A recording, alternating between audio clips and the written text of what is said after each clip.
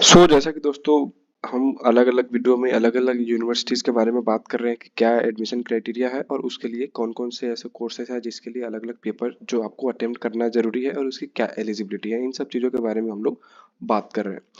इसी बीच इस वीडियो में हम लोग बात करने वाले हैं सेंट्रल यूनिवर्सिटी ऑफ हैदराबाद के बारे में। ठीक है, हैदराबाद सेंट्रल यूनिवर्सिटी में जो कोर्सेज है, कौन कौन से कोर्सेज है, उनकी एलिजिबिलिटी क्या है और उन कोर्सेज में एडमिशन लेने के लिए आपको कौन से पेपर अटेम्प्ट करने की जरूरत है, इस बारे में इस वीडियो में मैं आपसे बात करने वाला हूँ।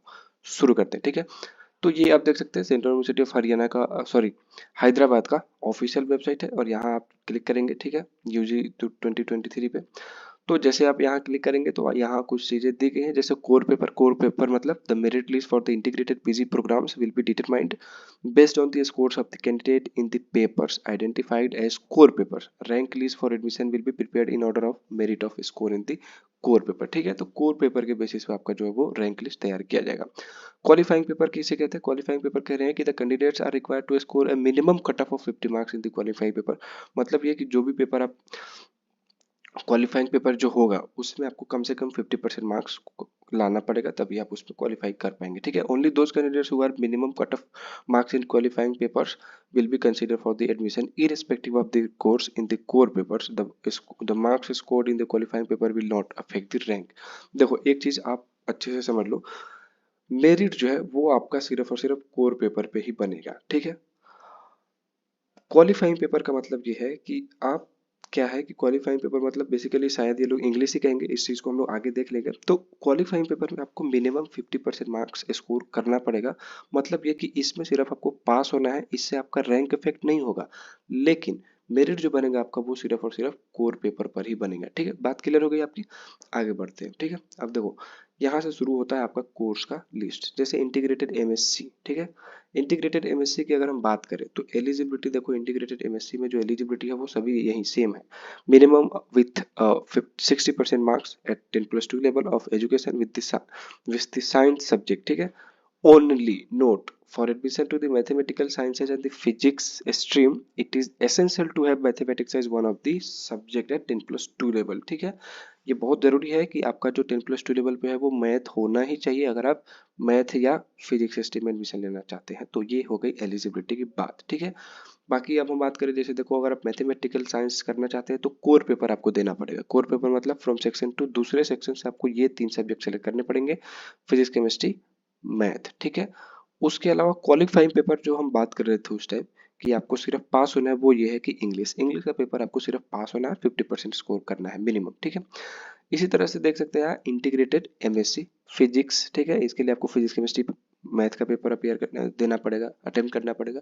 इंटीग्रेटेड एमएससी अगर हम केमिकल साइंस की बात करें तो केमिकल साइंस में आपको कोर पेपर मीन्स दूसरे पेपर से आपको सिर्फ और सिर्फ केमिस्ट्री पेपर सेलेक्ट करना है। अगर आप सिर्फ केमिस्ट्री का पेपर देते हैं और क्वालिफाइंग पेपर में English and from section 2 physics mathematics and biology. ठीक है, दूसरे सेक्शन से आपको फिजिक्स केमिस्ट्री बायोलॉजी और केमिस्ट्री। ठीक है, इतना पेपर अगर आप अटेम्प्ट करेंगे तो आप इंटीग्रेटेड एमएससी केमिकल साइंस में एडमिशन ले पाएंगे। ठीक है, उसी तरह से अगर इंटीग्रेटेड एमएससी बायोलॉजी की अगर मैं बात करूँ तो कोर पेपर फ्रॉम सेक्शन 2। ठीक है, उसमें से आपको इतना सारा पेपर अटेम्प्ट करना पड़ेगा। ठीक, उसके अलावा इंग्लिश के बारे में अगर हम बात करें तो क्वालिफाइंग इंग्लिश आपको देना पड़ेगा। ठीक है, merit list generation based on किस पे बनेगा? आपका जो मेरिट लिस्ट का जो बनेगा यूईटी का जो यूजी का मेरिट लिस्ट जो बनेगा वो आपका marks of biology plus chemistry plus physics plus mathematics, तीनों चारों का जो मार्क्स है उसका कंपाइल करके एक स्कोर बनाया जाएगा और फिर आपका उसी के बेसिस पे मेरिट तैयार किया जाएगा। इंटीग्रेटेड एमएससी जियोलॉजी की अगर हम बात करें, अप्लाइड जियोलॉजी की, तो इसके लिए देखो सेक्शन दूसरे से आपको फिजिक्स और केमिस्ट्री सेलेक्ट करना है। ठीक है, उसके बाद में आपको एक इंग्लिश पेपर सेलेक्ट करना है और साथ ही साथ and from section 2 mathematics and biology. UG का जो मार्क्स है, ठीक है, CVT UG marks of physics plus chemistry के बेसिस पे आपका एडमिशन मिलेगा। ओके, तो इस तरह से है सारे एमएससी कोर्सेज के लिए। ठीक है, इंटीग्रेटेड एम ऑप्टोमेट्री की अगर हम बात करें तो इसमें आपको जो एडमिशन जो मिलेगा वो मार्क्स ऑफ फिजिक्स और केमिस्ट्री के नंबर पे बेसिस पे मिलेगा। ठीक है ना, merit list generation based on physics and chemistry. ठीक है, इसी तरह से है integrated MSc in health psychology, इसका जो मार्क्स है वो आपका जनरल टेस्ट से मेरिट तैयार किया जाएगा। ठीक है, इस तरह से और भी बहुत सारे कोर्सेज है दोस्तों। इंटीग्रेटेड एमए की अगर हम बात करें, जैसे तेलुगु हो, हिंदू हो, तमिल साइंसेस हो, तो इसके जो मार्क्स हैं, ये अगर हम हिंदी की बात करें तो CUET UG marks scored in the Hindi, ठीक है। हिंदी के बेसिस पे आपका एमए हिंदी में एडमिशन मिलेगा। एमए लैंग्वेज साइंस की अगर हम बात करें तो इसमें जो आपका है वो score in English plus general test, English और जनरल टेस्ट दोनों का मार्क्स जो है वो कंपाइल करके फिर आपकी एक मेरिट लिस्ट तैयार की जाएगी। ओके, इसी तरह से और भी बहुत सारे कोर्सेज हैं। एमए इन उर्दू है, उर्दू के मार्क्स के बेसिस पे आपको एडमिशन मिलेगा।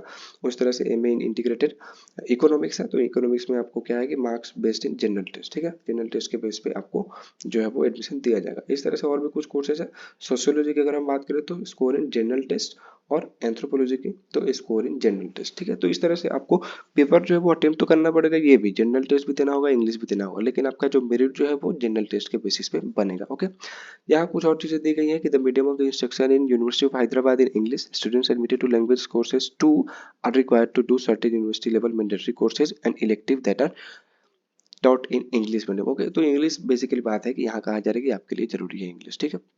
For candidates belong to SC ST and differently abled categories the minimum eligibility is pass in qualifying examination, ठीक है। SC ST से जो भी कैंडिडेट्स हैं उनको कोई बस सिंपल पास है एलिजिबिलिटी, अगर आप पास है तो आप एलिजिबल है किसी भी कोर्स में, यूनिवर्सिटी ऑफ हैदराबाद के किसी भी कोर्स में एडमिशन लेने के लिए, ठीक है। बाकी मैंने आपको ये समझा दिया कि किस कोर्स के लिए कौन सा पेपर आपको देना है और मेरिट किसके बेसिस पर बनेगा। इस वीडियो में हमने बात करी यूनिवर्सिटी ऑफ हैदराबाद के बारे में। उम्मीद करता हूँ आपके कुछ कंफ्यूजन क्लियर हो चुके होंगे। फिलहाल आज के लिए इतना ही रहने देते हैं। बहुत बहुत धन्यवाद। चैनल को सब्सक्राइब करना ना भूलें।